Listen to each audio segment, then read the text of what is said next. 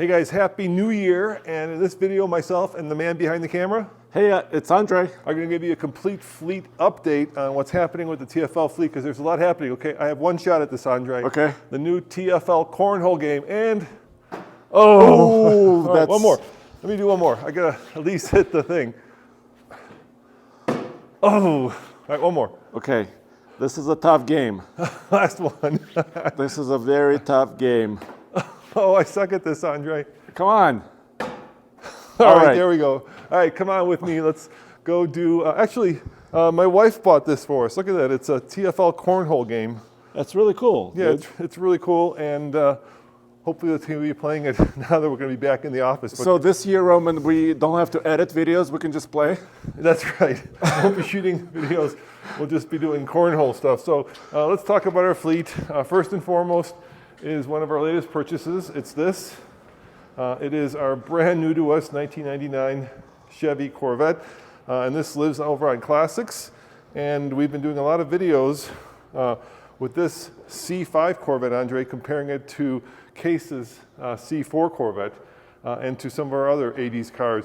And if you want to see how this does in drag races, which is really well, head on over to alltfl.com or TFL Classics, where we have a lot of content with this, and we're going to keep this, and hopefully at some point this year we're going to move up to the C6. I want to get a Grand Sport, but for now a lot more videos to do with this, including a lot of repairs because the air conditioner took a you-know-what. But this is a fun car. I mean, the removable top, Yes, lots yes. of power. It Yes. sounds amazing. $14,000, Andre, for 350 horsepower. That is a performance You car. cannot go wrong bargain. with that. All right, why don't you show them what we're doing with the truck, since this is your world. Okay, so this is our Hummer EV, of course. It's still in our fleet, long-term tester truck. And we did this to it recently. You may have seen this already.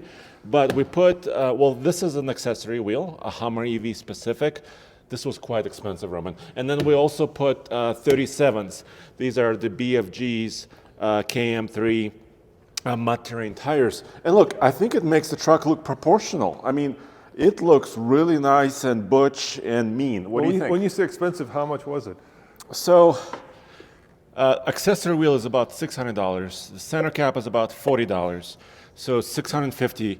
A tire is about $420. Although these came to us from BFG.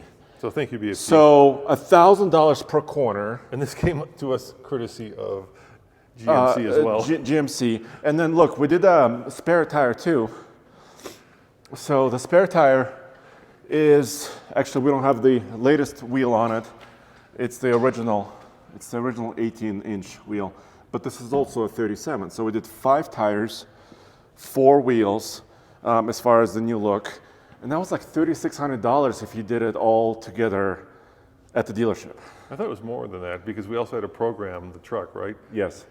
So actually closer to $5,000. Exactly. Yes. I think you got it wrong. You also have to program the truck, and only the dealer can do it because the new tires are larger diameter. Yeah, so than 35s. When we're talking about programming, what Andre's referring to is you have to let the truck know that it's running on 37s now, Yeah. and that changes, of course, the speedometer, and that means that your speedometer will be off, and then But it throws everything off. especially in an electric truck. Yeah, odometer, range estimate, battery estimates, all that stuff. So we're going to go off-roading with it. You'll see why we haven't been doing a lot of off-roading as soon as we go outside here in Colorado, but there's a lot more videos coming with this. We really haven't done much with the 37s. What we want to do, of course, is see how those affect the range. Yes. And so we'll do that as well. And some cold weather testing probably as well. Now this is a really cool car. It's a 1987 BMW M5 35i from Japan. It's left-hand drive, not right-hand drive. We bought this and we were going to engine swap it, so we were like almost like 80% to an M5 without the classic M5 engine, which we bought, but then it got out of hand in terms of costs. We still have the engine, but we are selling this car. If you're interested in having the European M535i from 1987, which looks just like an M5. Basically, it's got the M5 appearance package. We're asking $18,500, which is what we paid for it. We also redid the interior on the inside, so we're actually losing money, but it's a really cool car. But it's time to find it a new home, Andre, because we need to, well, move on for more really, content. It's really a time capsule. Yeah. It's a really cool car. If you love the 80s, you cannot go wrong with this. Yeah, and this has the European, this is what's cool about it, let me show you. In America, this generation of BMW, which is the first generation of M5, didn't have these asymmetrical headlights. They were the same size, but the Europeans got the bigger ones on the outside, the smaller ones on the inside, which gives it this kind of more sinister look to it. Yeah, it almost looks like an eyebrow, right? Which is yeah. really, really cool. Yeah, so info at TFL Car. We have it on Facebook. We might put it on Craigslist. We try to sell it on bids. Couldn't find an owner on bids. By the way, we're selling our Porsche 944 on bids right now, turbo. So if you're interested in that, super clean car, Canadian car, about 100,000 miles. This has more. It's also kilometers because it's from Japan. So what about our Bronco, Andre? Well, there it is. It's our first edition four-door 2021 Bronco. It's been really solid over the last, year and a half? Yeah, it's also, end of the year, it's also time for this to go. So far the plan is to trade it in on another Ford product that you can try to take a guess at. Hopefully we can make that happen. But this is a first edition on 35s. Yeah, Sasquatch. It's been completely... Well, we had one warranty issue. Yeah. Remember the shock was leaking. The shock leak on us. Yeah. And there is also a recall that we still haven't done, which we're waiting for on the drive shaft, on the front drive shaft, I believe. But either we'll sell this or trade it in. If you're interested in this vehicle, info at TFL Car. It costs $63,000. We did it as a partnership with basically the Ronald McDonald House. So if you're looking for a great charity, that's a great charity. But it will be for sale or we will trade it in. If you're interested, please don't lowball us. We know what it's worth. We need to take the money. We know what we have. We know what we have. Let me show them. So, first edition Sasquatch. there's not many of these. Yeah, about 5,000 miles on it, and there is some issues. Like we did nothing. When I say issues, I mean, Is that red cone? yeah, that was red cone. We did do a little bit So of trail damage. this is not a pavement queen. No, but no trail damage. Just the wheels. Yeah. And then how about this, Andre? Well, this is our Jaguar. Yeah, it's in storage right now. It's a convertible. We just did the wrap on it, and we're waiting for the weather to get nice, which we're about to show you. We'll do some more content with this, and eventually we'll also find it a new home. This one is a really pristine example of the XK8 from 2002. Big old V8. It sounds phenomenal, and it's got an interesting wrap on it, which I love, but apparently our viewers hate because they don't like the lipstick on the front. Did you show them the lipstick? Yeah, the lipstick, but I think that a lot of elements are very, very cool. Like I like the side stripe. I like the red mirror caps. I think that turned out really well. I'm not sure about the lipstick, Roman. The lipstick, we'll figure something out with that. If you want to make us an offer on it, we would sell it. Once again, somebody offered us $3,000. Don't. It's, like I said, really good shape. Everything works on it, and it's only got, I think, 83,000 miles. As far as I know, it's a one-owner car. And it was maintained by our friend Toby at German Auto. Toby, that's why we bought it. And Toby is meticulous, as you know. And the interior is Meticulous. is really pristine. Yeah, my issue with this car is I don't fit, Andre. Do you fit? No, not really. My head hits up here. Yeah, the roof line is a little low. Yeah. But that's what this car is low and sleek. Yeah, so with the top down, it's wonderful for me. With the top up, I hit my head and it's But it's also January, right? It's also January. It does have one issue. It does have mismatched tires. But, Which, either you could fix or we could fix. Whichever one. Whichever one, yeah. We've got these two motorcycles, which we're not using right now, unfortunately, because, well, let me show you why we're not using them. So Yeah. come on with me, and I'll show you the favorite car of the year for me, at least, the one that I've completely fallen in love with. For all you Tesla fanboys out there, if you have a Model 3 Performance, Yeah. I would highly suggest you sell it immediately and buy that. That's the new Audi RS3. I've just driven it up to the mountains. I have never had more fun driving a car in the snow because, of course, it came with snow tires, but it's just so light, so responsive. It's got the kind of the funky drifting mode because it's got the rear diff out of the Golf R. Obviously, Audi and Volkswagen are part of the Volkswagen group. It's also incredibly quick. 0 to 60, according to published reports, Andre, in 3.3 seconds. Really? It's a 5-cylinder, turbocharged, 400 horsepower, angry. Well, Audi like to say, like that it sounds like an angry V8, the 5-cylinder turbo. Tommy says it sounds like half of a 10-cylinder.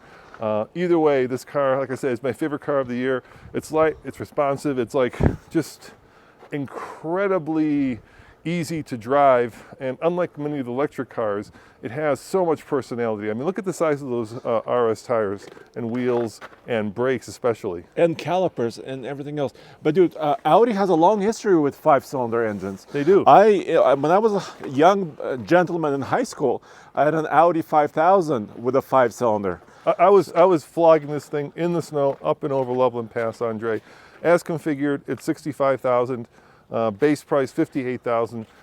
You know, unfortunately, internal combustion engines are on the way out, but this is what a way to say goodbye. My only issue with it, I would buy it if it wasn't $65,000, but there's a bigger issue with that, and that is you can get a hatchback version of this in Europe, and I would kill for the hatchback.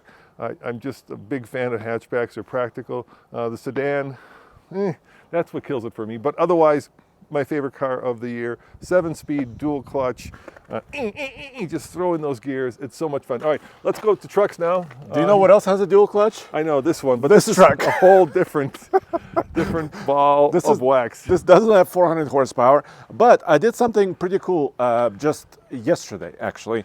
I took it on a family vacation to the mountains. That was about 200 miles. So I put in a lot of miles on this puppy in the last 3 days. And I had 4 people, me, my wife, and 2 kids. And you know what I was surprised by? First of all, I was surprised by that we all fit.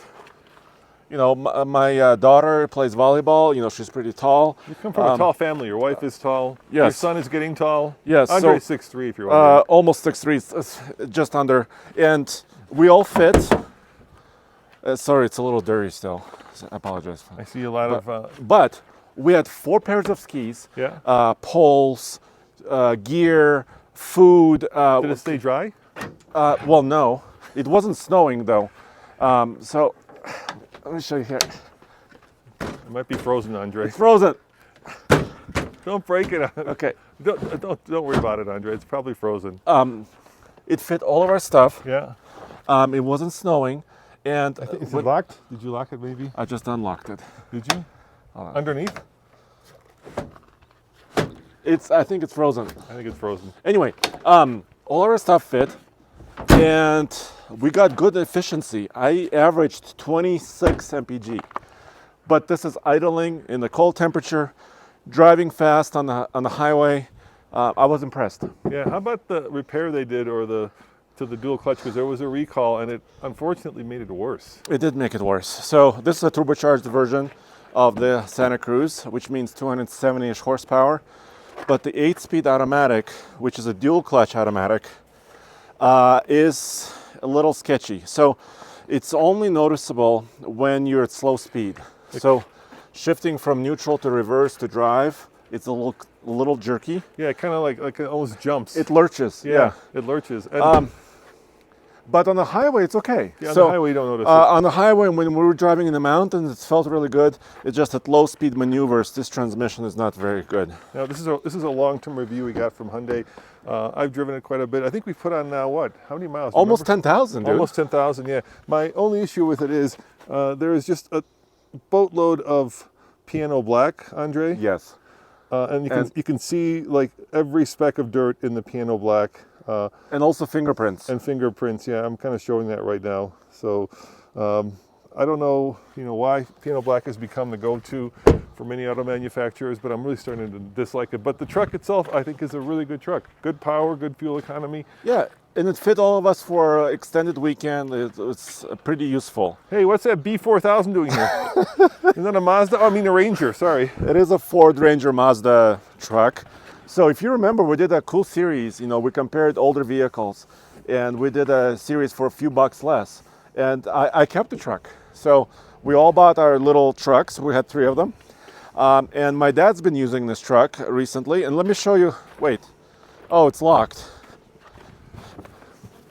So my dad, I don't know if you can see inside. I think you can see inside there. He replaced the headliner. Remember the headliner was hanging down? Yeah, I remember. The headliner was hanging And down. also, you bought a four-wheel drive truck where the four-wheel drive didn't work. Yeah, and then we replaced the hubs. Okay. We put manual hubs on us, these mile markers, which are working good. I've recently drove it in the snow. And it's once again, thanks to BFG, we've got some KO2s, right? Yes. Yeah, that was great. Snowflake rated. Oh, wow. So that's really useful. Especially today. Nathan gives me a lot of grief about this. The little bull bar that's kind of shaky. Yeah. But you know what? I think my dad and I are almost done with this truck. You know, he drove it for about 6 months. So are you saying if somebody wants it, they can info at TFL Car or ask a TFL Truck and make Yes. an offer on it? Yeah, or I might put it on bids actually. Or put it on bids, Yeah, TFLbids.com. I think it could find a new home, and it's pretty affordable. Now, we've been doing a series called Let's Find Out. Yes. And you did a video with this last week that we'll be publishing this week. And why don't you kind of give them a demonstration of what you did and what this video is all about on Stubby here. So we've done several already, right? We did tonneau cover, we did chin spoiler, and then finally, we're testing if this matters. So this is obviously a Ram towing mirror. It's an older style. What do you mean if it matters? If it matters in If terms it matters of for efficiency. fuel efficiency. Yes. So it matters for towing trailers, right? Right. So it matters for towing trailers. But how does it affect your fuel efficiency if you're not towing? Because a lot of gentlemen out there like to run in moose mode like this, no matter if you have a trailer or not. I gotta say, that's been one of the most eye-opening videos that you did, Andre. So you did two loops, right? One with the mirrors down and one with the mirrors up. Yes. And we'll be publishing it over at TFL Truck this week, and you'll be shocked. And we do that sometimes because, when I say we do that, we put "will be shocked" in the headline. Yeah. But this time we were really shocked. Well, I think you'll see my face in the video, and you'll see the shock in my face. So stay tuned for that. Okay, how about our Ram? We call Cummins. this Trail Hound. That's our new name for our, we're building a project. And thanks to our friends at Juniper Overland, we've got a new Alucab on the back of it. Yes. Which is actually winter rated. Want to go around there? I'll go around. Yeah, and let's show go 'em. around. Yeah. Let's go this way. All right, I'll go this way. And we plan to do some overlanding with it. Andre, if all goes well, Yeah. in a few weeks, you'll be taking this on the El Camino del Diablo. the Devil's Trail. Highway. So this is an LU cabin, they call it, because it does have a heater. We have a full video about this on TFL Off-Road. Let's show the propane in the back here. And we have a stock Ram Cummins, a 4x4 2500 truck. We have a chimney. Yes, we I do. really love that. So internal heat. This pops open, and there's a bed on top. We could build a little bed maybe on the bottom. And friends at Juniper Overland did the work for us. yeah, You put really high quality. really high quality. You put the step on there, I noticed. Yeah, this From is Gen Y. Gen Y step. And we were missing something, right? We're working with Fox shocks, and also we want to put this truck on 37s. But before we do that, for overlanding, we need a lift, right? So the guys at BDS and Fox are providing a suspension system for this, and we're gonna make it work with the help of Juniper Overland, and then take it into the desert. So there you have it, guys. You might be wondering about what happened with our Ranger. Where's the Ranger? The Ranger Tommy drove to the Springs this weekend, and we're kind of putting miles on it and using it as a truck in this incredibly snowy Snowy and cold. Colorado winter. And the plan there is hopefully to do like more of a 1970s style wrap on it with our friend Shane. So that's happening as well. Yeah, but we need your feedback. We'll be publishing small videos like shorts and polls on TFL Truck YouTube channel, so you guys can help us build the Ranger. Now we have some other classic cars over at the ranch that aren't here at the offices. I got to tell you, the little Fiat Cinquecento, Andre. Yes. The starter took a dump on it. We were trying to use it, and it gave out.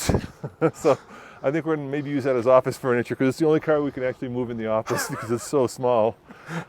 Okay. And then we also have, like I said, the Porsche 944 Turbo from 1987 with about 100,000 miles on it, which we're selling now at TFL Bids.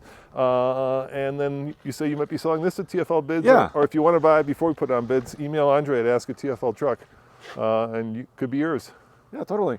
So thank you for joining us. Happy New Year, 2023. Here, hold on. You go try now. What? Cornhole, come on. You Oh. see if you could do better. Oh, geez. than I did because I did really poorly. Don't show the code. I'm not showing the code. I'm showing your back. Don't worry. All right. Try to do a little bit of cornholing here, Andre. So we've put these regulation distance apart. Uh-huh. All right. So this is the right distance apart. What is the regulation distance? I Like think it's 20 like 27 feet. Yeah, it's far. Okay, let me see. All right. No. That was way off. I need to recalibrate. Ooh. Ooh. Okay. Come on, you can do it. One of us has got to do it. Oh, look at that! Hey, I feel an earthquake, Andre. Whoops! There we go. All right, there you go, guys. Happy New Year, Andre. Happy New Year to all of you guys. Thanks for watching. 2023 is going to be one heck of a year. Can't wait. We got a lot of cornholing in our future. See you guys next time. Ciao. Okay, bye.